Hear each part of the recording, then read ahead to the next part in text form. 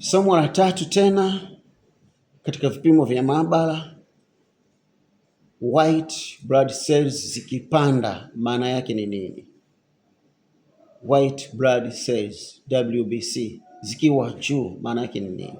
Ukiona white blood cells zimepanda kwenye kipimo, mwili wako unaweza kuwa unapigana na kitu fulani.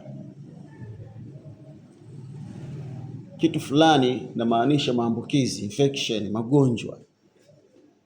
Kwa hiyo white blood cells katika hatua ya kwanza ya kufahamu ni askari wa mwili wanaoshinda dhidi ya infection.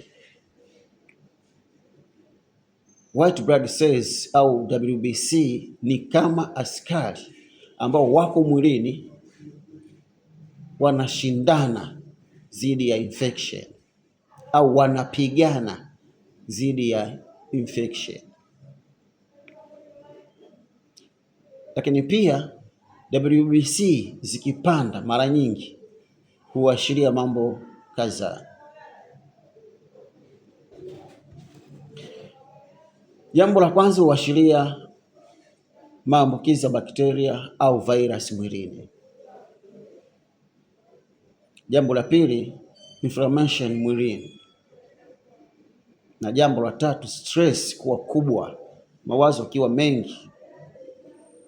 Mgandamizi wa mawazo unasababisha WBC kupanda.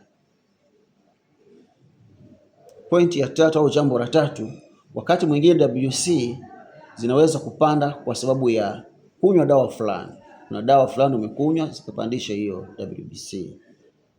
Lakini pia RH pia inasababisha kupanda kwa WBC.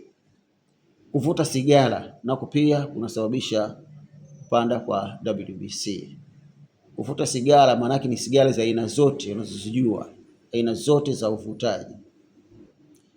Lakini kuna hali nyinginezo tu za kiafya pia zinaweza kusababisha hiyo WBC kupanda. Daktari atachunguza kwa umakini zaidi na watu wa maabara.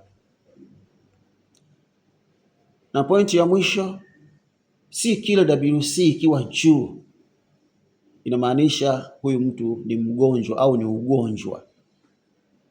Ndio maana inahitaji kuangalia dalili na kufanya vipimo vya maabara.